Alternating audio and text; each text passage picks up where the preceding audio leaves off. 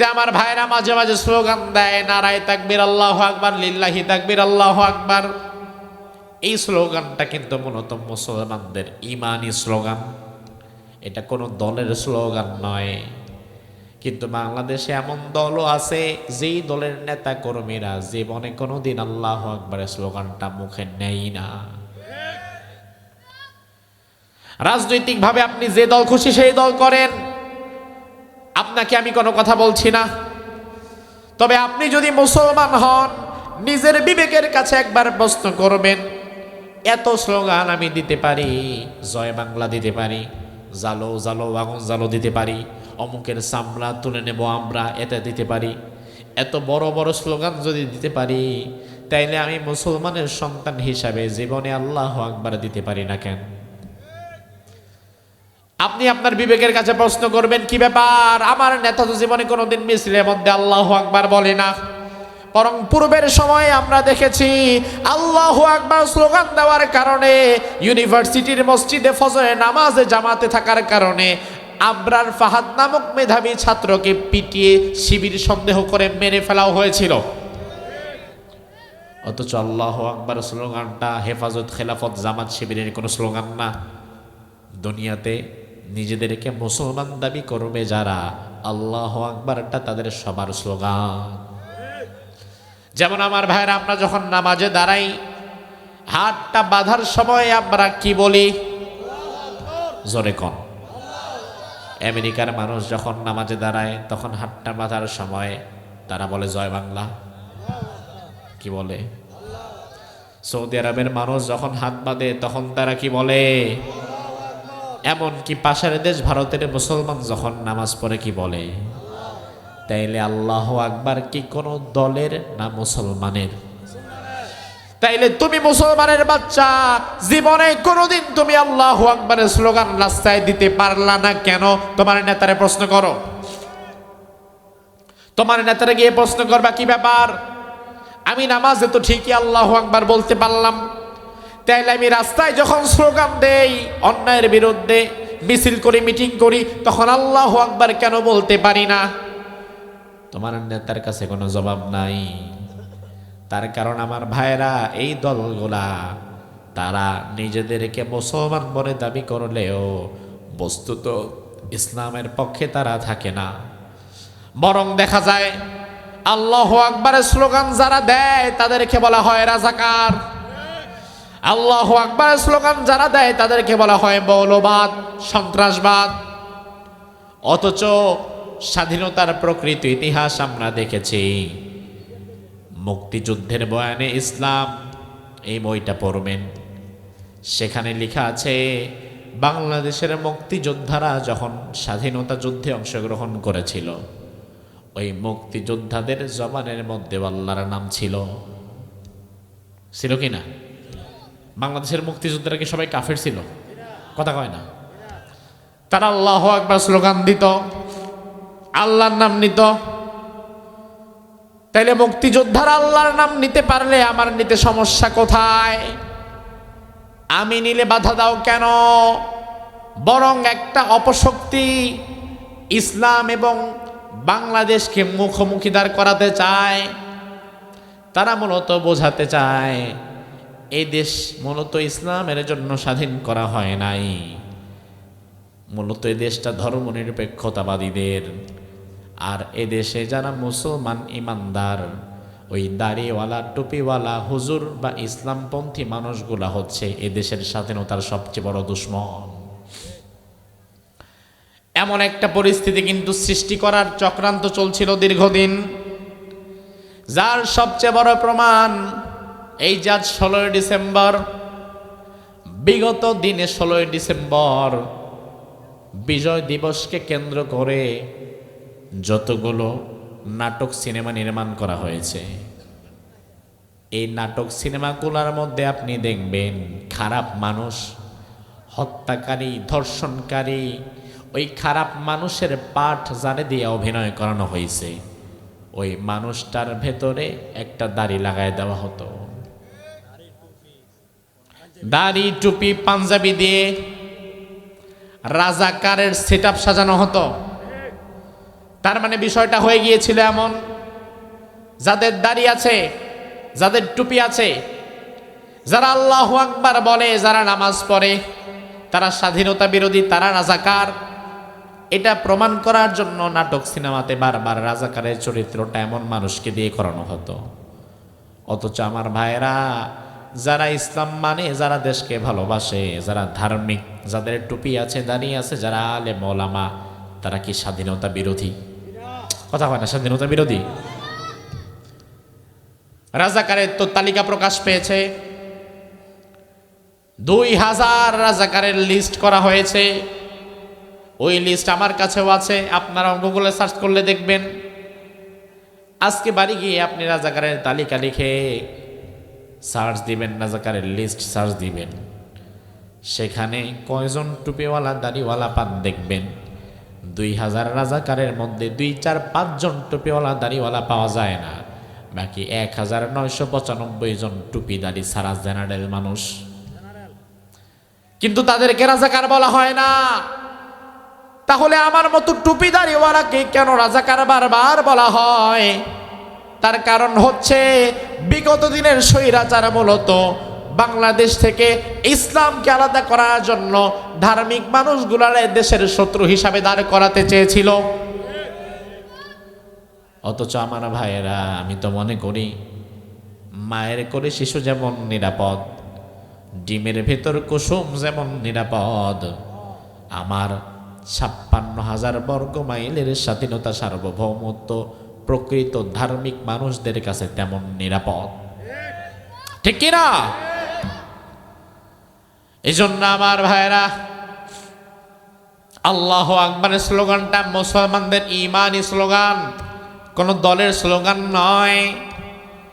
আল্লাহর হাবিব বললেন, উক্কাশা, তুমি তো মূলত এই খেজুর গাছের ডালা নিয়ে যাচ্ছ ওয়াসিলা হিসাবে, আর জিহাদের জন্য অস্ত্র তোমার মুখের মধ্যে আমি তুলে দিলাম। তুমি যখন কোনো কাফেরের সামনে পড়বা, কাফেরের সামনে পড়ার পরে তুমি শুধু একটা কথাই বলবা, সেটা কি? আরো জোরে, আল্লাহু আকবার। মানে হচ্ছে আল্লাহ সবচাইতে কি?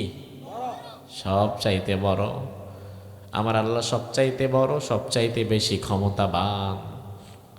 উক্কাশা রাদিয়াল্লাহু আনহু জিহাদের ময়দানে চলে গেলেন, আবার হাতের মধ্যে কি? খেজুরের ডালা। খেজুর গাছের ডালা নিয়ে উক্কাশা বদরের ময়দানে চলে গেলেন। এমন সময় দেখতে পেলেন সামনের দিক থেকে একজন কাফের ঘোড়ার উপরে চড়ে, সামনে এক হাতে একটা ঢাল, আরেক হাতে তলোয়ার। একে তো ঘোড়ার উপরে, এর উপরে এক হাতে ঢাল, আরেক হাতে তলোয়ার, উক্কাশাকে লক্ষ্য করে তার সামনে আসছে। উক্কাশা রাদিয়াল্লাহু আনহু ভয় পেলেন না। ওই কাফের যখন একেবারে মুখোমুখি সামনাসামনি চলে এসেছে, উক্কাশা রাদিয়াল্লাহু আনহু এবার চোখটা বন্ধ করে কোনো কথা না বলে বললেন, আল্লাহু আকবার। কি বললেন? আল্লাহু আকবার বলে চোখ বন্ধ করে খেজুর গাছের ডালা দিয়ে একটা কোপ মারলেন। 5 সেকেন্ড চুপচাপ নীরব, চোখটা ভয়ে খুলেও না। 2-4-5 সেকেন্ড পরে এবার উক্কাশা রাদিয়াল্লাহু আনহু চোখ খুললেন। চোখ খুলে এবার অবাক হয়ে গেলেন। উক্কাশা রাদিয়াল্লাহু আনহু দেখতে পেলেন খেজুর গাছের ডালার আঘাতে সামনের কাফের ঢাল ভাঙ্গা ওই কাফের ওর ঘোড়া সুইন্দা 2 ভাগ হয়ে বদরের ময়দানে পড়ে গেছে। আমার ভাইরা, তাহলে শক্তিটা কি খেজুরের ডালার? কথা কয় না, শক্তিকার।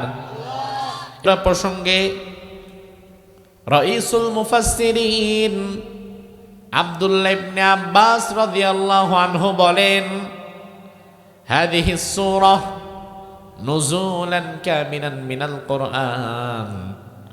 এই সূরা নাসর হচ্ছে কোরআনুল কারীমের নাজিলকৃত সর্বশেষ পূর্ণাঙ্গ সূরা। এই সূরা নাসরের পরে আল্লাহ তাআলা কোরআনুল কারীমে কোনো পূর্ণাঙ্গ সূরা নাজিল করে নাই। বিচ্ছিন্ন বিক্ষিপ্ত কিছু আয়াত কারিমা নাজিল করেছেন। যেমন আল-ইয়াউমা আকমালতু লাকুম দীনাকুম ওয়া আতমামতু আলাইকুম নি'মাতি ওয়া রাদিতু লাকুমুল ইসলাম দীনা। এই আয়াতটা নাজিল হয়েছে, কিন্তু সূরা হিসাবে সর্বশেষ পূর্ণাঙ্গ সূরা হচ্ছে সূরা নাসর। বিশুদ্ধ বর্ণনা মতে এই সূরা নাজিল হওয়ার পর আল্লাহর হাবিব মাত্র 80 দিন জীবিত ছিলেন। কয়দিন? তাইলে এই সূরা নাজিল হয়েছে মধ্যখানে 80 দিন গ্যাপ। 80 দিন পরে রাসূলুল্লাহ বিদায় হয়ে গেছেন। এই সূরাটি যখন নাজিল হলো, আল্লাহর হাবিব একদিন ফাতেমা রাদিয়াল্লাহু আনহাকে ডাকলেন, ডেকে বললেন, ও আমার কলিজার টুকরো মেয়ে ফাতেমা, শুনে নাও। ও ফাতেমা, এই যে আল্লাহ তাআলা সূরা নাসর নাজিল করেছে, কি জন্য নাজিল করেছে তুমি বুঝতে পেরেছো নাকি? ফাতেমা বললেন, না বাবা, বুঝি নাই। আল্লাহর হাবিব বললেন, ও মা শুনে নাও, এ সূরার মধ্যে আল্লাহ তাআলা দিন বিজয়ের খবরও দিয়েছেন। আর দিন যখন বিজয় হয়ে যাবে, আমি নবীর থাকার দুনিয়াতে আর দরকার নাই। আল্লাহ তাআলা ইনডাইরেক্টলি বুঝায় দিলেন এই সূরা নাজিল হওয়ার মধ্য দিয়ে অল্প দিন, এরপরে আমি দুনিয়া থেকে চলে যাব। এই কথা শুনে ফাতেমা রাদিয়াল্লাহু আনহা কাঁদা শুরু করলেন, হাউমাউ করে কেঁদে দিলেন। আল্লাহর হাবিব আবার কাছে নিয়ে ডেকে বললেন, মা রে, কাঁদিস না, কারণ আমার ইন্তেকালের পরে কবরের জীবনে আমার সাথে সবচেয়ে আগে যে দেখা করবে সে হচ্ছিস তুই, আমার কলিজার টুকরা ফাতেমা। ফাতেমার কান্না বন্ধ হয়ে গেল। এই জন্য সূরাটাকে বলা হয় সূরাতুত তাওদিয়া, বিদায়ের সূরা। এ সূরার শুরুতে আল্লাহ বললেন, ইযা জাআ নাসরুল্লাহি ওয়াল ফাতহ। আসুন শব্দগুলোকে আমরা ভেঙে ভেঙে নেই। ইদা মানে যখন, যা মানে আসবে, নাসরুল্লাহ মানে আল্লাহর সাহায্য, ওয়াল ফাতহ এবং বিজয়। তার মানে আল্লাহ বুঝায় দিলেন, বান্দা, যখন কোনো জাতির উপরে আমি আল্লাহর সাহায্য আসে, তারপরে আসে বিজয়। আমি আল্লাহর সাহায্য ছাড়া কোনো জাতি কখনো বিজয় অর্জন করতে পারে নাই, কোনো দিন পারবেও না। পারবে? কতক্ষণ পারবে? 1971 সালে 9 মাস রক্তক্ষয়ী যুদ্ধের মধ্য দিয়ে যে বিজয় কিংবা স্বাধীনতা এসেছিল, সেই বিজয় এবং স্বাধীনতায় সব চাইতে বড় ভূমিকা আল্লাহর রহমত নাকি ভারতের রহমত? কার রহমত? এখন সবচেয়ে বড় ভূমিকা যে আল্লাহর রহমত, এটা তো অনেকে স্বীকার করতে চায় না। বরং অনেকে তো ভেবেই বসে আছে, ভারত যদি না থাকতো আমরা শেষ হয়ে যেতাম। শুধু তাই না, স্বাধীনতার 54 বছর পার হয়ে গেছে। আজ ভারতের প্রধানমন্ত্রী, নাম কি ওর? মোদির দোকানদার নরেন্দ্র মোদি তার অফিসিয়াল ফেসবুক পেজ থেকে পোস্ট করেছে। সচেতন মানুষ হয়তো দেখেছেন। আজ ভারতের প্রেসিডেন্ট নরেন্দ্র মোদি তার অফিসিয়াল সাইটে পোস্ট করেছে, সেখানে লিখেছে, 1971 সালের 16 ডিসেম্বরে আমরা ভারতীয়রা বিজয় অর্জন করেছিলাম। অর্থাৎ নরেন্দ্র মোদি বুঝিয়েছে 71-এর যুদ্ধটা মূলত পাকিস্তানের সাথে হিন্দুস্তানের হয়েছিল এবং সেই যুদ্ধে তারা বিজয় অর্জন করেছে। সেখানে বাংলাদেশের কোনো নামও উল্লেখ করা হয়নি। আপনি লক্ষ্য করেন কথাটা। স্বাধীনতার 54 বছর পর পার্শ্ববর্তী দেশের একজন প্রধানমন্ত্রী আমার এই দেশটাকে কতটা ছোট করে বলছে যে 1971 সালে নাকি ভারত বিজয় অর্জন করেছে পাকিস্তানের বিরুদ্ধে। তাহলে আমরা বাংলাদেশ আমরা করলাম কি? আমাদের কোনো নামও নাই, গন্ধও নাই। অর্থাৎ পাটা পোতার ডলাডলিতে মরিচের জাম শেষ। আমার ভাইরা ভালো করে বোঝেন, পৃথিবীতে যদি ভারত বলতে কোনো দেশ নাও থাকতো, আল্লাহর রহমত কি আসতো না? কথা কন না কেন, আসতো না? আজ পরিপূর্ণ স্বাধীনতার সবটুকুন ক্রেডিট তারা নিজেরা নিতে চায়, অথচ তারা আসলে মূলত বাংলাদেশকে আলাদা স্বাধীন রাষ্ট্র দেখার জন্য স্বাধীন করে নাই, বরং তারা চেয়েছিল এই দেশটাকে পাকিস্তান থেকে আলাদা করে নিজেদের একটা অঙ্গরাজ্য বানাবার জন্য। যার ফলে ৭১-এর স্বাধীনতার পর বাংলাদেশের সকল সম্পদগুলো তারা লুট করে নিয়ে গেছে, কিচ্ছু রেখে যায় নাই আমার জন্য। অস্ত্র শস্ত্র, টাকা পয়সা, সোনা দানা থেকে শুরু করে সব লুটপাট করে নিয়ে গেছে। তাদের লুটপাটের কারণে পরবর্তী বছর ৭৪-এ দুর্ভিক্ষ সৃষ্টি হয়েছে। যেই দুর্ভিক্ষে, যে মুরব্বী বাবা যেটা জানে, যেই দুর্ভিক্ষে হাজার হাজার হাজার হাজার মানুষ মারা গেছে। ৭৪-এর দুর্ভিক্ষ যখন চলে, ঢাকার কমলাপুর রেল স্টেশন, একজন যাত্রী রেল থেকে নেমে বমি করে দিছে, মাথা ঘোরায় গেছে, হয়তো ট্রেন জার্নির কারণে বমি করে দিছে। ইতিহাস বলে ওই বমি খাওয়ার জন্য ৮-১০ জন হুমড়ি খায় পড়ছে। কোন পর্যায়ে চলে গেছিল দেশটা। আমার দেশ, আজ আমি মনে করি আমার দেশ তো গরিব, আমরা না খাওয়া জাতি, আমাদের চরিত্রের ঠিক নাই। আসলে এমন চরিত্র আমাদের ছিল না ভাই। একটা বাংলায় প্রবাদ আছে, অভাবে স্বভাব নষ্ট। এই জাতির স্বভাব নষ্ট করেছে মূলত অভাবে। আর এই অভাবের মূল কারণ প্রথম ছিল ব্রিটিশ, ব্রিটিশের পরে অভাবের আরেকটা কারণ হচ্ছে ভারত।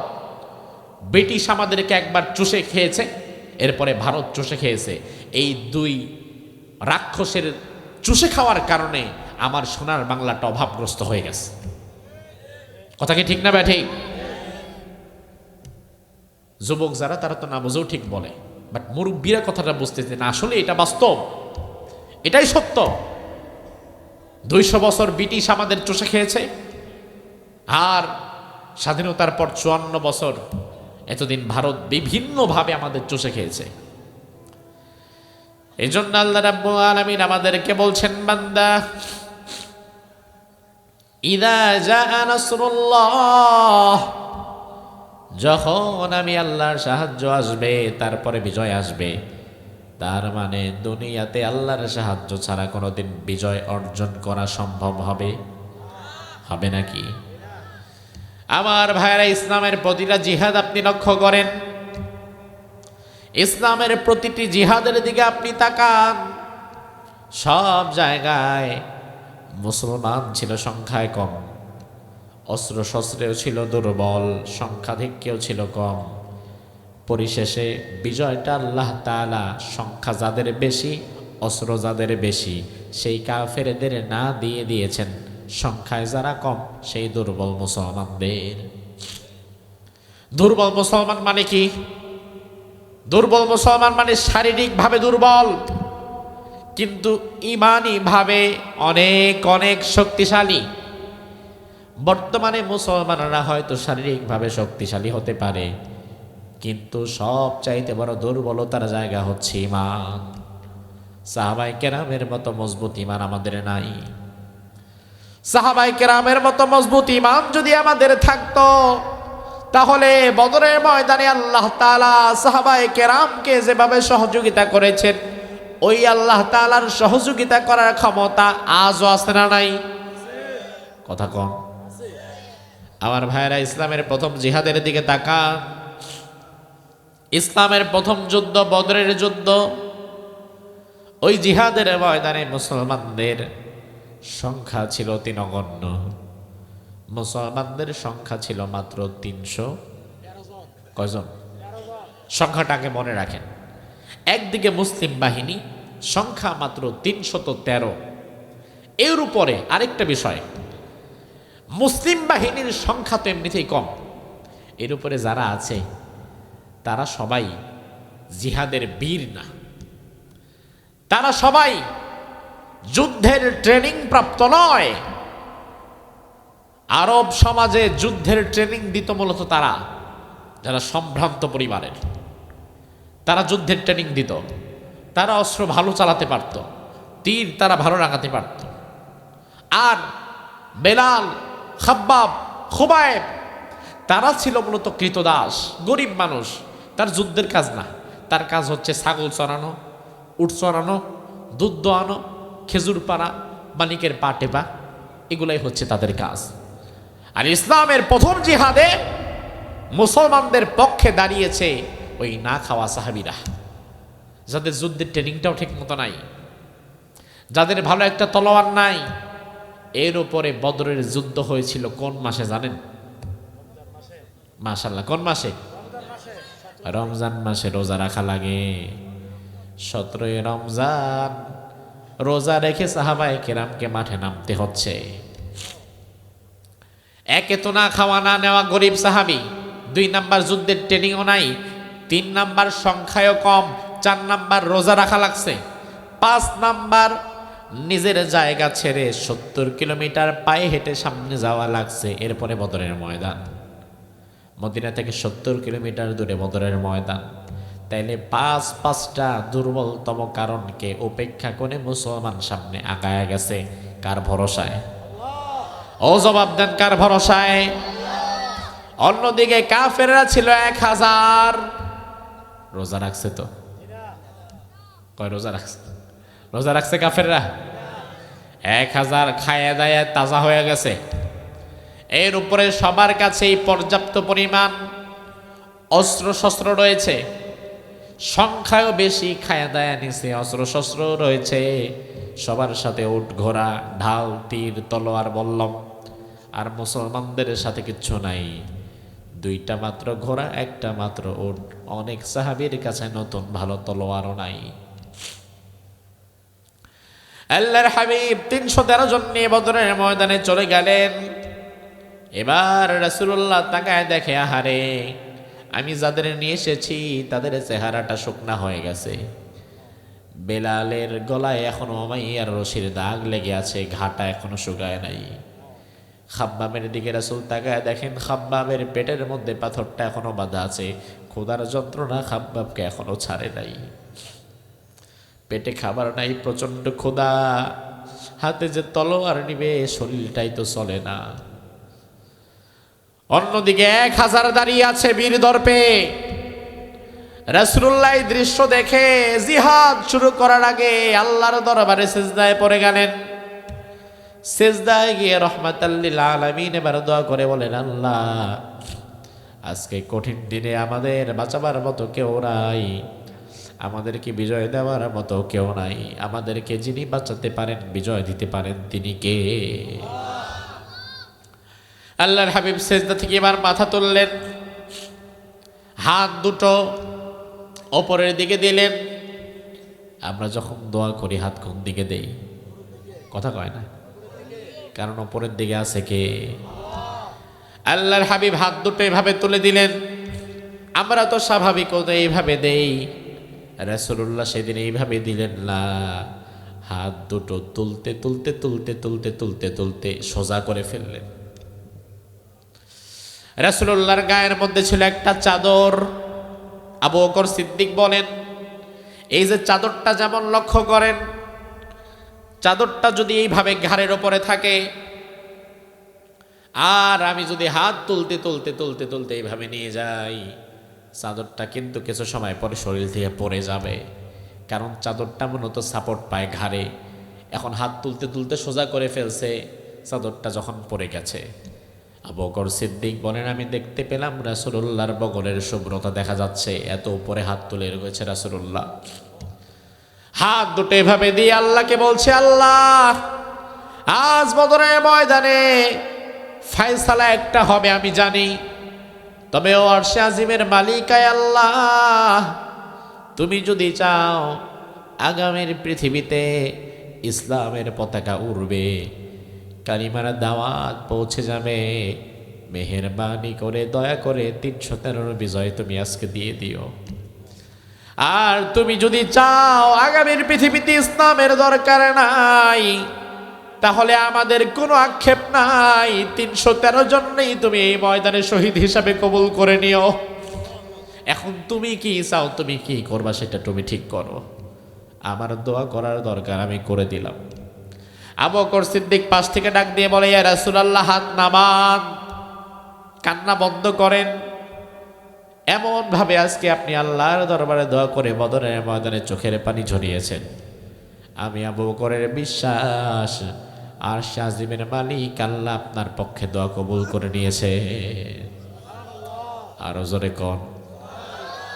এই কথা বলা মাত্রই আল্লাহ তাআলা কোরআনের আয়াত নাযিল করে দিলেন, বালা ইন তাসবিরু ওয়া তাত্তাকু ওয়া ইয়াতুকুম মিন ফাওরিহিম হাযা ইউমদিদকুম রাব্বুকুম বিখামসাতি আলাফিম মিনাল মালাইকাতি মুসাউমিমিন। ও নবী, ইন তাসবিরু, যদি আপনি ধৈর্য ধরতে পারেন, ওয়া তাত্তাকু, যদি তাকওয়া অবলম্বন করতে পারেন। দুইটা পয়েন্ট খেয়াল করেন, আল্লাহর সাহায্য আসার জন্য এই দুইটা পয়েন্ট দরকার। এক নাম্বার ধৈর্য। এক নাম্বার কি? কথা কয় না। এক নাম্বার ধৈর্য, মাথা ঠান্ডা রাখতে হবে, মাথা ঠান্ডা রেখে কাজ করতে হবে। দুই নাম্বার ওয়া তাত্তাকু মানে তাকওয়া। তাকওয়া মানে হচ্ছে আল্লাহর ভয়। কার ভয়? আরো জোরে। আল্লাহ তাআলা বোঝাই দিয়েছেন, নবী আপনার সামনে তো আছে 1000। স্বাভাবিক তো ভয় লাগাটা স্বাভাবিক। আল্লাহ 313 জন নিয়ে 1000-এর বিরুদ্ধে কেমনি কি করি, এই ভয় আপনার যেন না থাকে। দুনিয়ার শত্রুর ভয়কে উপেক্ষা করেন, বাদ দেন। আজ ভারতের ভূখণ্ড দেখে, অস্ত্র শস্ত্র দেখে, সৈন্য সামন্ত দেখে আর হাক ডাক দেখে আমাদেরও হয়তো একটু ভয় লাগতে পারে। আর মূলত এই রাষ্ট্রটা টিকে আছে তার পার্শ্ববর্তী রাষ্ট্রগুলোকে ভয় দেখায়। ভারত আপনি সবসময় লক্ষ্য করবেন তার ব্যবহার, তার কথাবার্তা এবং ভারতীয় গণমাধ্যমের সংবাদ, প্রত্যেকটা সংবাদ বাংলাদেশকে কটাক্ষ করে। আপনারা জানেন না? জানেন এটা? ভারতীয় গণমাধ্যমের প্রতিটা খবর বাংলাদেশের বিরুদ্ধে, বাংলাদেশকে তুচ্ছ করে, বাংলাদেশকে কটাক্ষ করে। আমার ভাইরা, ভারতীয় চ্যানেলগুলোর যে কি দুর্দশা, নিজের দেশে কি হয় না হয় তার খবর নাই, ও আমার দেশ নিয়ে পড়ে আছে। আরে আমার দেশে কি হচ্ছে আমি খাইলাম না না খাইলাম সেটা আমার বিষয়। তুমি তোমার বাড়ির খবর নাও, তুমি তোমার ঘর বাদ দিয়ে আমার ঘরের দিকেও কি দাও কেন? এই ভারত প্রতিটা সময় আমাদেরকে ছোট করে ভয় দেখায়। আমাদের ভেতরে এই ভয়টাকে তারা জিয়ে রাখতে চায়, টিকিয়ে রাখতে চায়, কারণ তারা জানে মুসলমান একজন, মুশরিক 1000-এর বিরুদ্ধে যথেষ্ট। আর সেখানে মুসলমান আছে বাংলাদেশে 18 কোটি, সেখানে আমরা কিছুই না। ভয় যতদিন আমাদের ভেতরে আছে ততদিন তারা আমাদের উপরে দাদাগিরি আর বাবুগিরি করতে পারবে। যেদিন ভয়টা উঠে যাবে, মুসলমান যেদিন তাকওয়া এক আল্লাহ ছাড়া কাউরে ভয় করবে না, ভারত তো ভালো, দুনিয়ার কোনো সুপার পাওয়ার মুসলমানের কাছে জুতার ধুলার সামনেও টিকবে না। এরা সেই ভয়টাই আমাদেরকে দেখায়। এরা ভয় দেখায় কি? এরা ভয় দেখায়, এই বাংলাদেশ চুপচাপ থাকবা, বেশি কথা কইলে পেঁয়াজ বন্ধ করে দিব। মাঝে মাঝে এরা পেঁয়াজ বন্ধ করার ভয় দেখায়। এরা ভয় দেখায় চাল বন্ধ করে দিব, ডাল বন্ধ করে দিব, ডিম বন্ধ করে দিব, মরিচ বন্ধ করে দিব। আমরা চিন্তা করি, আল্লাহ রে, তাইলে বাজারে পেঁয়াজের দামটা কি হবে? ও মুসলমান, বিশ্বাস করো, পৃথিবীর মানচিত্রে ভারত বলতে কোনো দেশ না থাকলেও আল্লাহ তোমার না খায় মারবে না। রিজিকের মালিক কে? আল্লাহ যেহেতু রিজিকের মালিক, আমার রিজিকের ফয়সালা রাজ্জাক তো করেই রেখেছে। তুমি আমারে ভয় দেখাও কেন? তোমার হুমকি ধমকিতে আমি ভয় পাই না, বরং তুমি আমারে ভয় দেখাও পেঁয়াজ বন্ধ করবা, চাল ডাল বন্ধ করবা, ডিম বন্ধ করবা। আরে বাংলাদেশ তো হচ্ছে ভারতের কাছে সোনার ডিম পাড়া হাঁস। ও ভয় দেখায়, বন্ধ করার মতো সাহস তার নাই। তার কারণ ও আমারে পেঁয়াজ ফি সাবিলিল্লাহ আল্লাহর রাস্তায় ভিক্ষা দেয় না, ও আমাকে মরিচ ভিক্ষা দেয় না, চাল ভিক্ষা দেয় না, ফি সাবিলিল্লাহ দান করে না। ওরা মূলত আমাদের কাছে এগুলো বিক্রি করে, ব্যবসা করে। এখন ব্যবসা তো তার দরকার, সে ব্যবসা করছে আমার থেকে। বাংলাদেশ হচ্ছে ভারতের সবচেয়ে বড় বাজার। বরং আমরা যদি কোনোদিন স্ট্রাইক করি, নিব না তোদের কোনো কিছু, অন্যান্য দেশ থেকে আনার চেষ্টা করব, প্রয়োজনে না খেয়ে থাকবো, পেঁয়াজ না খাইলে, মরিচ না খাইলে, ডিম না খাইলে মানুষ মরবে না, প্রয়োজনে না খেয়ে থাকবো, তবু তোদের কোনো পেঁয়াজ, তোদের কোনো মরিচ আমাদের দেশে আমরা ঢোকাবো না। বিশ্বাস করো, ওর পেঁয়াজ ওর খেতে পচবে, কুত্তায়ও মুখ দিবে না, কারণ ওর তো এগুলো বিক্রি করতে হবে। ও কি করবে? গ্রামের একজনের ক্ষেতের মধ্যে 500 লাউ হয়েছে। এবার আল্লাহর বান্দার অহংকারে পা মাটিতে পড়ে না, এই পুরা গ্রাম আমার কথায় চলবা, এই বাজারের ব্যবসায়ীরা আমি যা বলবো তাই হবে, তাছাড়া আমার লাভ আমি কাউরে দেব না। এবার বাজারের ব্যবসায়ীরা শুধু যদি চিন্তা করে, যা নিলাম না তোর লাউ, এলাকার মানুষ যদি চিন্তা করে খাইলাম না তোর লাউ, বাজার ব্যবসায়ীরা, এলাকার মানুষরা যদি একবার স্ট্রাইক করে বসে, ওর লাউ দিয়ে ওরে কবর দেওয়া যাবে, তাও শেষ হবে না। কথা কি ঠিক কিনা? ভারতের অবস্থাটা হয়েছে তেমন, ও বিক্রি করতে পারলেও বাঁচে, অথচ বিক্রি করে আমার ধমকও দেয়। এজন্য বেলাইং তাসবিরু, 1 নাম্বার ধৈর্য ধরতে হবে, 2 নাম্বার অন্তরের ভেতরে এক আল্লাহ ছাড়া কারো ভয় জায়গা দেওয়া যাবে না। আমার ভাইরা জবাব দেন, 1 নাম্বার কি বললাম? মনে নাই? 1 নাম্বার কি? 2 নাম্বার কার ভয়? এবার দেখেন, এই 2টা যদি থাকে তাহলে আল্লাহ কি দেয়? রব্বুল আলামিন বললেন, ওয়ায়াতুকুম মিন ফাওরিহিম হাযা ইউমদিদুকুম রাব্বুকুম বিখামসাতি আলাফিম মিনাল মালাইকাতি মুসাওয়িমিন। ও নবী, ধৈর্য ধরে আমি আল্লাহর ভয় ভেতরে রাখেন। আপনার বিপরীতে 1000 কাফের দাঁড়িয়েছে, তো কি হয়েছে? আপনার কাছে হয়তো সৈন্যবাহিনী নাই 313 জন, তবে আমি আল্লাহর ভান্ডারে সৈন্যর কোনো অভাব নাই। আছে নাকি? আমার ভাইয়েরা জবাব দেন, আল্লাহর সৈন্যবাহিনী কারা? আর ফেরেশতারা কত? আল্লাহ বললেন, ওয়ালিল্লাহি জুনুদুস সামাওয়াতি ওয়াল আরদ। জান্দুন এক বচন, সৈন্যবাহিনী, জুনুদুন বহু বচন। আল্লাহ বললেন, আমার শুধু একটা বাহিনী না, ওয়ালিল্লাহি জুনুদুস সামাওয়াতি ওয়াল আরদ। আকাশে জমিনে আমি আল্লাহর বাহিনীর কোনো অভাব নাই। ফেরেশতারা যেমন বাহিনী, আবার আমি আল্লাহ যদি চাই জঙ্গলের বাঘ ভাল্লুক আমার বাহিনী হয়ে যায়, আবার আমি আল্লাহ যদি চাই তাহলে ল্যাংড়া মশা আমার বাহিনী হয়ে যায়। যেমন ল্যাংড়া মশা আল্লাহর বাহিনী হইয়া নমরুদরে বিদায় করে দিছে, ফেরেশতা লাগে নাই? তাইলে আল্লাহর তো বাহিনীর অভাব নাই।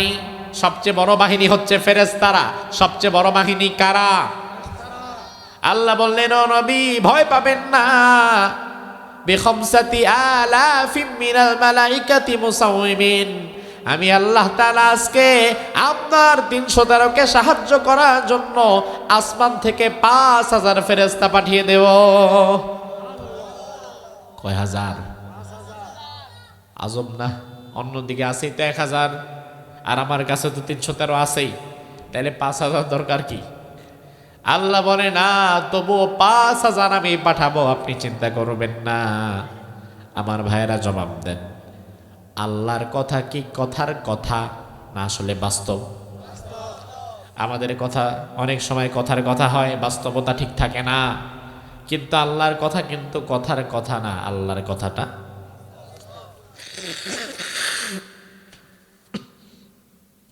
বাস্তব। যে তার প্রমাণ কি? আল্লাহ তাআলা সেই দিন সাহাবায়ে কেরামকে ফেরেশতা পাঠিয়ে সহযোগিতা করেছেন, তার প্রমাণ আছে না নাই? একটা ঘটনা সারা জীবন মনে রাখবেন, এটাই তার সবচেয়ে বড় প্রমাণ। একজন সাহাবী, গরিব মানুষ, জিহাদের ময়দানে আসার আগে তার কাছে ভালো তলোয়ার ছিল না। পুরনো একটা তলোয়ার জং ধরে গেছে, ওইটারে কোনো মতো ধারটার দিয়ে নেমে গেছে জিহাদের ময়দানে।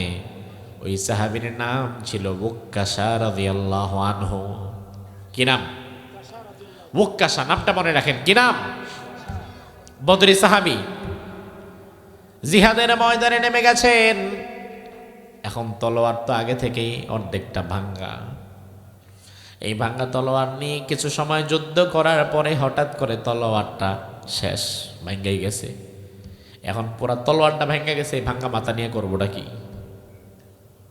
আল্লাহর হাবিবের কাছে দৌড়ায় চলে এলেন, এসে বললেন, ইয়া রাসূলুল্লাহ আতিনি সাইফান জাদিদান, আমার একটা নতুন তলোয়ার দেন, কারণ এই ভাঙ্গা মাথা নিয়ে কাজ করা যাবে না।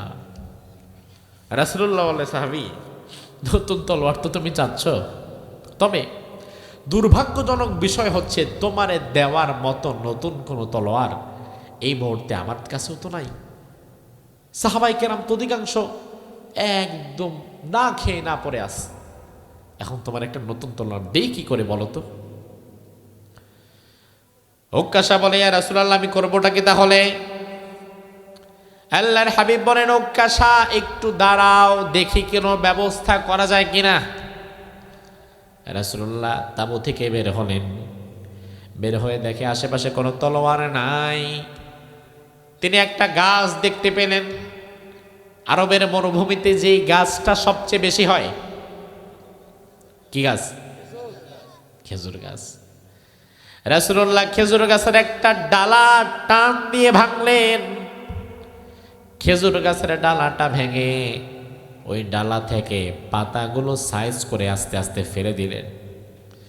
ডালাটা আবার ঘরে নিয়ে আসলেন, তাঁবুর ভেতরে নিয়ে ওই সাহাবী উক্কাশাকে বলে, উক্কাশা খুদ হাদা, এটা ধরো, এটা ধরো। উক্কাশাকে, এটা কি করবো আমি? রাসূল কয়, না এটা নিয়ে জিহাদ কর। বদরের ঘটনা দেখেন, উক্কাশা রাদিয়াল্লাহু আনহু বলে, ইয়া রাসূলুল্লাহ এটা কি কথা, খেজুর গাছের ডালা নিয়ে যাব, তলোয়ারটাই ভেঙে গেছে, এখন খেজুর গাছের ডালা নিয়ে যদি ময়দানে যাই, আপনি কি মনে করেন স্বাভাবিকত খেজুর গাছের ডালা নিয়ে আমি আমার ভাইয়ের একটা বাড়ি দিলাম, উনি মরে যাবে? কথা কয় না, মরে যাবে? পাগল নাকি? খেজুর গাছের ডালা দিয়ে বাইরে মানুষ মেডালেছে, এমন ঘটনা আছে দুনিয়াতে? না। আল্লাহর হাবিব বললেন, এটা নিয়ে নাও। উক্কাশা কয়, এটা দিয়ে হবে এটা কি? রাসূল বললেন, উক্কাশা তুমি যখন এটা নিয়ে জিহাদের ময়দানে যাবা, তোমার জবানের মধ্যে আমি আর একটা অস্ত্র দিয়ে দিচ্ছি। তোমার হাতেরটা আসলে অস্ত্র নাই, এটা মূলত ওয়াসিলা, আর মূল অস্ত্রটা হচ্ছে তোমার জবানে থাকবে যেটা, সেটা, আর সেটা হচ্ছে আল্লাহু আকবার। জোরে কোন, সেটা কি? সেটা কি? এই যে আমার ভাইরা মাঝে মাঝে স্লোগান দেয়, নারায়ে তাকবীর আল্লাহু আকবার, লিল্লাহি তাকবীর আল্লাহু আকবার, এই স্লোগানটা কিন্তু মূলত মুসলমানদের ঈমানি স্লোগান, এটা কোনো দলের স্লোগান নয়। কিন্তু বাংলাদেশে এমন দলও আছে যেই দলের নেতা কর্মীরা জীবনে কোনোদিন আল্লাহু আকবারের স্লোগানটা মুখে নেয় না। রাজনৈতিকভাবে আপনি যে দল খুশি সেই দল করেন, আপনাকে আমি কোনো কথা বলছি না, তবে আপনি যদি মুসলমান হন, নিজের বিবেকের কাছে একবার প্রশ্ন করবেন, এত স্লোগান আমি দিতে পারি, জয় বাংলা দিতে পারি, জালো জালো আগুন জালো দিতে পারি, অমুকের চামড়া তুলে নেব আমরা, এটা দিতে পারি, এত বড় বড় স্লোগান যদি দিতে পারি, তাইলে আমি মুসলমানের সন্তান হিসাবে জীবনে আল্লাহু আকবার দিতে পারি না কেন?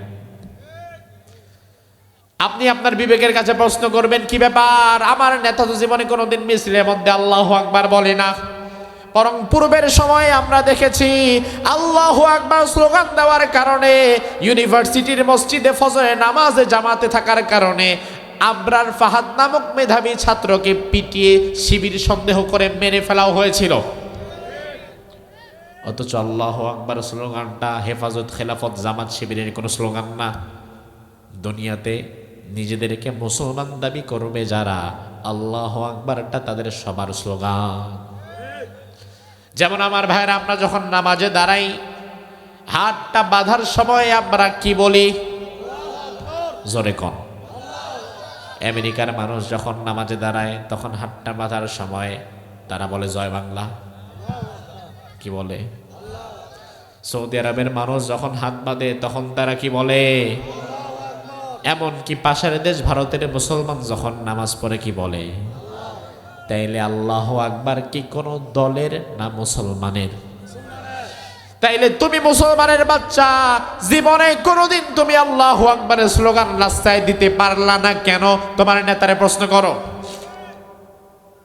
তোমার নেতারা গিয়ে প্রশ্ন করবা কি ব্যাপার, আমি নামাজে তো ঠিকই আল্লাহু আকবার বলতে পারলাম, তাইলে আমি রাস্তায় যখন স্লোগান দেই, অন্যায়ের বিরুদ্ধে মিছিল করি, মিটিং করি, তখন আল্লাহু আকবার কেন বলতে পারি না? তোমার নেতার কাছে কোনো জবাব নাই। তার কারণ আমার ভাইরা, এই দলগুলা তারা নিজেদেরকে মুসলমান বলে দাবি করলেও বস্তুত ইসলামের পক্ষে তারা থাকে না।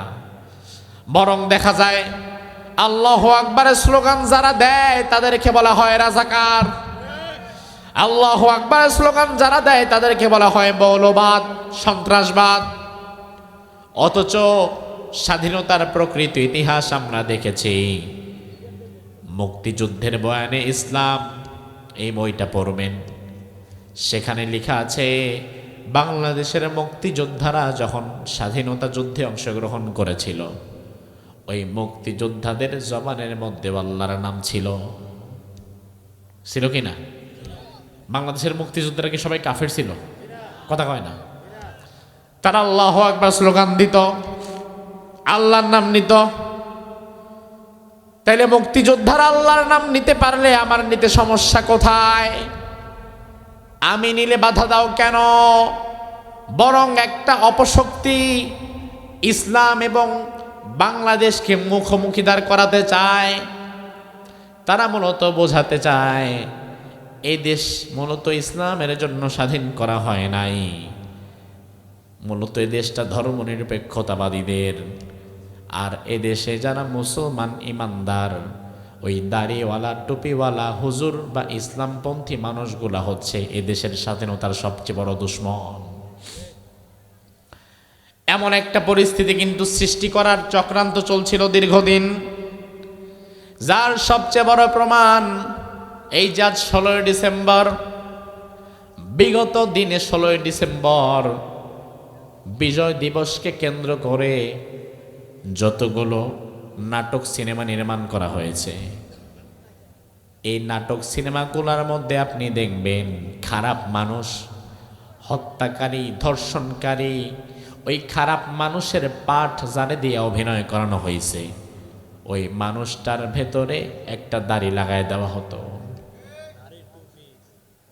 দাড়ি, টুপি, পাঞ্জাবি দিয়ে রাজাকারের সেটআপ সাজানো হতো। তার মানে বিষয়টা হয়ে গিয়েছিল এমন, যাদের দাড়ি আছে, যাদের টুপি আছে, যারা আল্লাহু আকবার বলে, যারা নামাজ পড়ে, তারা স্বাধীনতা বিরোধী, তারা রাজাকার। এটা প্রমাণ করার জন্য নাটক সিনেমাতে বারবার রাজাকারের চরিত্রটা এমন মানুষকে দিয়ে করানো হতো। অথচ আমার ভাইরা, যারা ইসলাম মানে, যারা দেশকে ভালোবাসে, যারা ধার্মিক, যাদের টুপি আছে, দাড়ি আছে, যারা আলেম ওলামা, তারা কি স্বাধীনতা বিরোধী? কথা হয় না, স্বাধীনতা বিরোধী। রাজাকারের তো তালিকা প্রকাশ পেয়েছে, 2000 রাজাকারের লিস্ট করা হয়েছে। ওই লিস্ট আমার কাছেও আছে, আপনারা গুগলে সার্চ করলে দেখবেন। আজকে বাড়ি গিয়ে আপনি রাজাকারের তালিকা লিখে সার্চ দিবেন, রাজাকারের লিস্ট সার্চ দিবেন, সেখানে কয়জন টুপিওয়ালা, দাড়িওয়ালা পান দেখবেন। 2000 রাজাকারের মধ্যে 2-4-5 জন টুপিওয়ালা, দাড়িওয়ালা পাওয়া যায় না। বাকি 1995 জন টুপি দাড়ি সারা জেনারেল মানুষ। কিন্তু তাদেরকে রাজাকার বলা হয় না। তাহলে আমার মতো টুপি দাড়িওয়ালাকে কেন রাজাকার বারবার বলা হয়? তার কারণ হচ্ছে বিগত দিনের স্বৈরাচার মূলত বাংলাদেশ থেকে ইসলামকে আলাদা করার জন্য ধার্মিক মানুষগুলার দেশের শত্রু হিসাবে দাঁড় করাতে চেয়েছিল। অথচ আমার ভাইয়েরা, আমি তো মনে করি মায়ের কোলে শিশু যেমন নিরাপদ, ডিমের ভেতর কুসুম যেমন নিরাপদ, আমার 56,000 বর্গ মাইলের স্বাধীনতা, সার্বভৌমত্ব প্রকৃত ধার্মিক মানুষদের কাছে তেমন নিরাপদ। ঠিক কিনা? এই জন্য আমার ভাইরা, আল্লাহু আকবারের স্লোগানটা মুসলমানদের ইমানি স্লোগান, কোন দলের স্লোগান নয়। আল্লাহর হাবিব বললেন, উক্কাশা, তুমি তো মূলত এই খেজুর গাছের ডালা নিয়ে যাচ্ছ ওয়াসিলা হিসাবে, আর জিহাদের জন্য অস্ত্র তোমার মুখের মধ্যে আমি তুলে দিলাম। তুমি যখন কোনো কাফেরের সামনে পড়বা, কাফেরের সামনে পড়ার পরে তুমি শুধু একটা কথাই বলবা, সেটা কি? আরো জোরে আল্লাহু আকবার। মানে হচ্ছে আল্লাহ সবচাইতে কি? সবচাইতে বড়। আমার আল্লাহ সবচাইতে বড়, সবচাইতে বেশি ক্ষমতাবান। উক্কাশা রাদিয়াল্লাহু আনহু জিহাদের ময়দানে চলে গেলেন। আবার হাতের মধ্যে কি? খেজুরের ডালা। খেজুর গাছের ডালা নিয়ে উক্কাশা বদরের ময়দানে চলে গেলেন। এমন সময় দেখতে পেলেন সামনের দিক থেকে একজন কাফের ঘোড়ার উপরে চড়ে, সামনে এক হাতে একটা ঢাল, আরেক হাতে তলোয়ার। একে তো ঘোড়ার উপরে, এর উপরে এক হাতে ঢাল, আরেক হাতে তলোয়ার। উক্কাশাকে লক্ষ্য করে তার সামনে আসছে। উক্কাশা রাদিয়াল্লাহু আনহু ভয় পেলেন না। ওই কাফের যখন একেবারে মুখোমুখি সামনাসামনি চলে এসেছে, উক্কাশা রাদিয়াল্লাহু আনহু এবার চোখটা বন্ধ করে কোনো কথা না বলে বললেন আল্লাহু আকবার। কি বললেন? আল্লাহু আকবার বলে চোখ বন্ধ করে খেজুর গাছের ডালা দিয়ে একটা কোপ মারলেন। 5 সেকেন্ড চুপচাপ নীরব, চোখটা ভয়ে খুলেও না। 2-4-5 সেকেন্ড পরে এবার উক্কাশা রাদিয়াল্লাহু আনহু চোখ খুললেন। চোখ খুলে এবার অবাক হয়ে গেলেন। উক্কাশা রাদিয়াল্লাহু আনহু দেখতে পেলেন খেজুর গাছের ডালার আঘাতে সামনের কাফের ঢাল ভাঙ্গা ওই কাফের ওর ঘোড়া সৈন্যা 2 ভাগ হয়ে বদরের ময়দানে পড়ে গেছে। আমার ভাইরা, তাহলে শক্তিটা কি খেজুরের ডালার? কথা কয় না? শক্তি কার? এবার উক্কাশা আবার রাসূলুল্লাহর দরবারে চলে এলো, এসে বলে ইয়া রাসূলুল্লাহ, কি দিলেন এটা আমারে আপনি? খেজুর গাছের ডালা দিয়ে কোপ মারলাম, কাফের মরল কিভাবে? আল্লাহর হাবিব বলেন, উক্কাশা তুমি আসলে মারো নাই, তুমি শুধু হত্যার জন্য হাত তুলেছ, বাকি হত্যার কাজটা আমি আল্লাহ নিজেই সম্পাদন করে দিয়েছি। আবার ভাইরে এবার লক্ষ্য করেন, বদরের ময়দানে 5000 ফেরেশতা পাঠিয়ে যেই আল্লাহ মুসলমানদের সহায়তা করলেন, ওই আল্লাহ এখনো আছে না নাই? সহায়তা করার শক্তি এখনো আছে না নাই?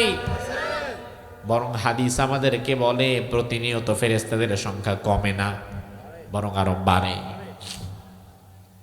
তাইলে আল্লাহ যদি বদরের ময়দানে 5000 পাঠাইতে পারে, এখন তো 5 লাখ পাঠানোর কথা, কিন্তু একজনও আসে না কেন? একজন ফেরেশতাও আসে না কেন? ও ভাইরা আমার, তার কারণ বদরের ময়দানে রাসূলুল্লাহ আল্লাহর সহযোগিতা চেয়ে দোয়াটা করেছিল জিহাদের ময়দানে আসার পরে, মসজিদে নববীতে বসে নয়। অথচ মসজিদে নববীতে বসে কিন্তু চাইলে তিনি দোয়া করতে পারতেন। এই যে আমাদের মসজিদ, কি নাম?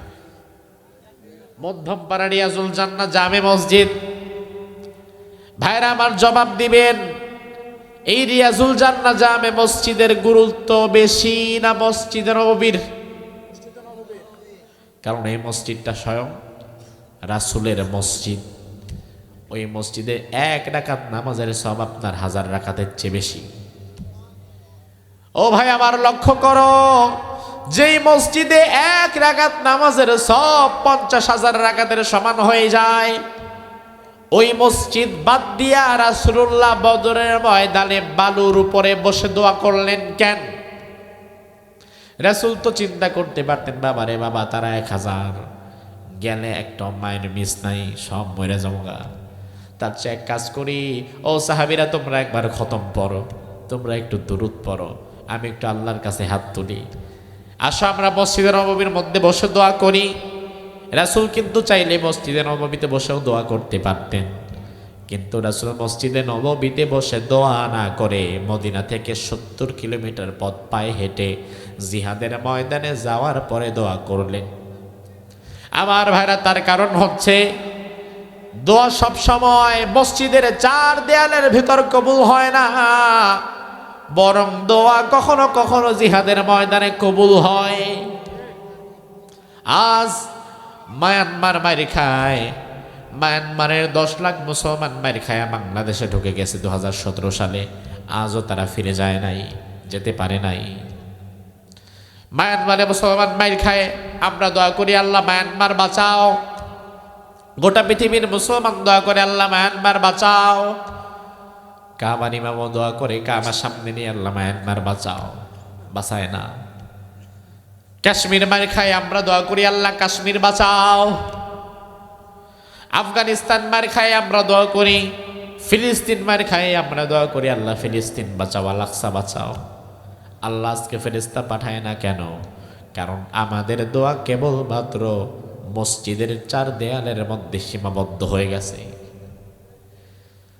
ও মুসলমান, আজ যদি রাসূলুল্লাহর আদর্শ আমাদের ভেতরে থাকতো, তাহলে ফিলিস্তিনের উপর ইহুদিরা যখন আক্রমণ করে, ফিলিস্তিনের হাজার হাজার মা বোনদেরকে দুনিয়া থেকে বিদায় করে দেয়, ওই মুহূর্তে দোয়াটা মসজিদের ভেতরে না করে আমরা পৃথিবীর 200টি দেশ, 157টা ওয়াইসির সদস্য, 157টি মুসলিম দেশ যদি প্রত্যেক দেশ থেকে 1 লক্ষ করেও বাহিনী পাঠায়, তারপরেও তো 1,57,00,000 বাহিনী যদি গোটা মুসলিম বিশ্বের সকল দেশগুলা মিলায়া ফিলিস্তিনে পাঠাতে পারতো, এরপরে ওই বাহিনীর প্রধান যদি ফিলিস্তিনের মাটিতে নেমে ইসরায়েলকে সামনে রেখে জিহাদের আগে আল্লাহর দরবারে দোয়া করত, আমার বিশ্বাস বদরে যেই আল্লাহ 5,000 পাঠাইছে, আজকে ওই আল্লাহ 5 লক্ষ পাঠাতে পারত।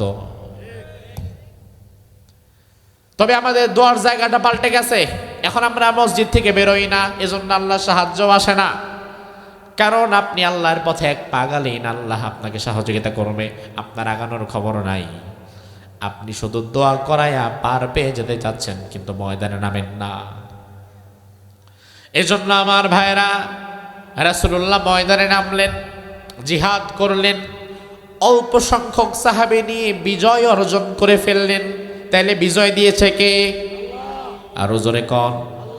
1971 সালে আমাদেরকে ক্ষুদ্র একটি জনগোষ্ঠী, অস্ত্রশস্ত্র নাই, লাঠি কাঠ বাঁশ দিয়া বাইরে যুদ্ধ করা হয়েছে। ভারতের কিছুটা সহযোগিতা যদিও ছিল, তবে সেটা আহ্বানিক কিছু না। এজন্য এই যুদ্ধের মধ্যেও আমাদেরকে 71-এর যুদ্ধে যিনি বিজয় দিয়েছেন তিনি কে? এরপরে আল্লাহ বলছেন, আমি আল্লাহ তাআলা যখন বিজয় দান করি, মানুষেরা দলে দলে ইসলামে প্রবেশ করে ইসলামের বিজয় দেখে, কিন্তু এরপরে বিজয় পাওয়ার পরে বিজয় তো সব জাতি ধরে রাখতে পারে না। বিজয় ধরে রাখার জন্য আল্লাহ তাআলা 3টি আমল আমাদেরকে দিয়েছেন। আমার ভাইরা, এই 3টি আমল হচ্ছে বিজয় দিবসের আমল, যেটা আল্লাহ ঠিক করে দিয়েছে। আল্লাহ রাব্বুল আলামিন বলেন, ফাসাব্বিহ, বিজয় দিবসের 1 নাম্বার আমল হচ্ছে তাসবিহ পাঠ করতে হবে। কার? আরো জোরে কর। আল্লাহর তাসবিহ যে জাতি ছেড়ে দেয়, আল্লাহর তাসবিহ যে জাতি ছেড়ে দেয়, ওই জাতির প্রতি আল্লাহর রহমত থাকে না। 1 নাম্বার তাসবিহ পাঠ করতে হবে, বিজয় দিবসের আমল। 2 নাম্বার বিহামদি রব্বিক, আপনার রবের প্রশংসা করতে হবে। আপনার আমার রবের নাম কি? তাইলে 71-এ আমাদেরকে বিজয় দিয়েছে কে? তাইলে আমাদের তো এই দিনে সবার আগে সব চাইতে বড় করে শুকরিয়া আদায় করা দরকার ছিল কার? প্রশংসা করা দরকার ছিল আল্লাহর। কিন্তু বিগত দিনে যারা ছিল, আল্লাহর প্রশংসা তো ভুলেও করতো না, বরং সব প্রশংসা কেবল মনে হয় যেন তার আর তার বাবার। আল্লাহর প্রশংসার খবর নাই। অথচ আল্লাহ যদি বিজয় না দেয়, পৃথিবীর অনেক জাতি এখনো দিনের পর দিন যুদ্ধ করেই যাচ্ছে, বিজয় পাচ্ছে না। আমরা মাত্র 9 মাসে পাইলাম কিভাবে? এজন্য আমার ভাইয়ের, আল্লাহ তাআলা বলছেন, বান্দা লা ইন শাকারতুম লা আযীদান্নাকুম, ও ওয়ালা ইন কাফারতুম ইন্না আযাবি লাশাদীদ। শুকরিয়া আদায় যদি করো আমি আল্লাহর নিয়ামত আরো বাড়ায় দেই, আর শুকরিয়া আদায় যদি বন্ধ করে দাও নিয়ামত যতটুকু দিছি ততটুকু কেড়ে নিয়ে যাই। আমরা বারবার স্বাধীনতা পাওয়ার পরে আবার হারিয়ে ফেলি একটাই কারণ, আমরা রাষ্ট্রীয়ভাবে আল্লাহর প্রশংসা করতে পারি না, রাষ্ট্রীয়ভাবে আমরা আল্লাহর শুকরিয়া আদায় করতে ব্যর্থ হই। এজন্য আল্লাহ তাআলা বললেন 1 নাম্বার আমল হচ্ছে আল্লাহর তাসবিহ পড়তে হবে, 2 নাম্বার আমল হচ্ছে আল্লাহর শুকরিয়া আদায় করতে হবে, 3 নাম্বার আমল হচ্ছে ওয়াস্তাগফির, ইস্তেগফার করতে হবে বেশি বেশি। যারা মারা গিয়েছে 71-এ তাদের জন্য ইস্তেগফার করতে হবে যেন আল্লাহ তাদেরকে মাফ করে দেয়। আবার 2024-এর 5ই আগস্টের মধ্যে যারা মারা গিয়েছে তাদের জন্য দোয়া করার দরকার আছে না নাই? কারণ 71-এর 16ই ডিসেম্বরটা আমার বাবার কাছে, চাচার কাছে যতটা গুরুত্বপূর্ণ, 2024-এর 5ই আগস্টটা এই প্রজন্মের ছেলেদের কাছেও তার চেয়ে বেশি গুরুত্বপূর্ণ। আমরা একবার 47-এ স্বাধীনতা অর্জন করলাম, 71-এ আবার করলাম, 24-এ আবার করলাম, এতবার স্বাধীনতা পায়া হলাম নাই। যদি তুমি আল্লাহর পথে ফিরে না আসো তাহলে এক জালিম যাবে আর এক জালিম আসবে, তুমি কিছুই করতে পারবা না। এজন্য বিজয় দিবসের কর্মসূচি আমাদের হচ্ছে 1 নাম্বার আমরা তাসবিহ পাঠ করব কার, 2 নাম্বার প্রশংসা করব কার, 3 নাম্বার আমরা ইস্তেগফার করব, নিজেদের জন্য করব, যারা শহীদ হয়েছে তাদের জন্য করব। আল্লাহ তাআলা আমাদেরকে তৌফিক দান করুক, বলি আমিন। হাযা মা ইনদি ওয়াল ইলমু ইনদাল্লাহ আলাইহি তাওয়াক্কালতু ওয়া ইলাইহি উনীব। আমরা মুনাজাত করে